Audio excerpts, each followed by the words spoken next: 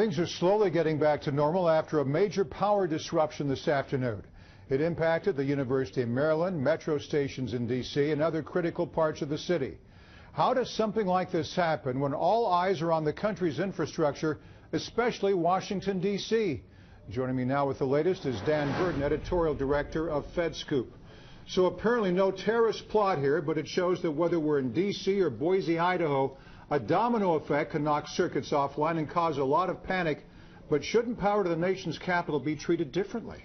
Well, you would think so. But I can tell you right now, Morris, if you look back at the scenarios the Department of Homeland Security has been preparing for since 9/11, this is exactly the type of thing that they've been worried about, which is a very old, aging, fragile national electric grid that can both be manipulated in a digital sense and also is physically vulnerable to disruption. I'll tell you, it's disappointing when you thought that they would have hardened all elements leading to the nation's capital. We had the State Department, the White House, Smithsonian. We're lucky that the weather was so nice. It could have either been 20 below zero or 100 degrees depending on the season. Here's a statement from SMECO.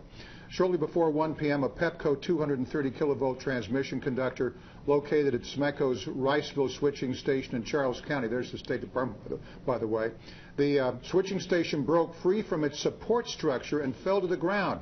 Basically, the thing toppled over. This failure resulted in the loss of supply of SMECO's Riceville and Hewitt Road stations. The Pepco supply to the Morgantown and Chalk Point interconnect locations was also interrupted. In other words, it was the domino effect.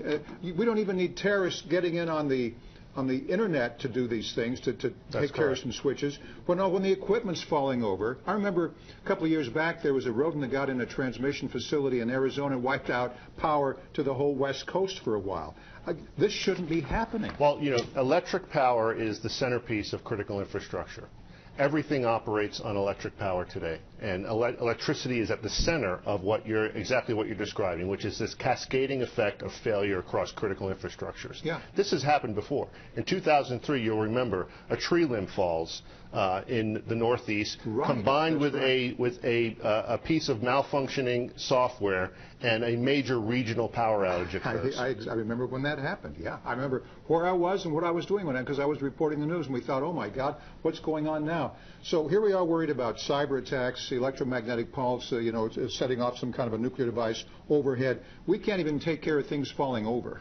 That's correct. Well, it's also it's a significant challenge if you think about the number of substations. This occurred at a substation in southern Maryland. Right. The number of substations that you would have to protect physically from physical damage or sabotage is astronomical. And if you think about what physical security means at these places today, it's a chain link fence.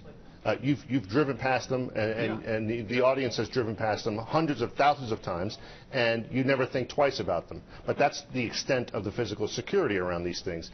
But now, why hasn't it changed? All these years after 9/11, everything looks the same to me. I mean, things are still falling over.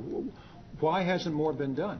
One of the reasons is we react in this country to catastrophes. We very rarely do what is necessary in the preparation stages to prepare for major attacks. And to a certain extent, it's a lack of imagination, again, like we saw prior to 9/11. But I can tell you right now that for the last 20 years, we've been worried about this combination of a physical or a cyber attack against the electric grid combined with a physical attack against people. And when this happened today, I was very surprised that we allowed the reaction to be kind of predictable. We evacuated people, thousands of people, tourists mostly, out onto the streets of Washington, D.C., and we forgot the lessons of some of the past attacks, like in Africa against our embassies, where they use this type of device to set off an explosive against civilians on the street. Well, maybe it takes the lights going out on Oprah Winfrey for people to wake up and do something about this. Dan Verton, editorial director with FedScoop. Thanks, Morris. Good to get your insight.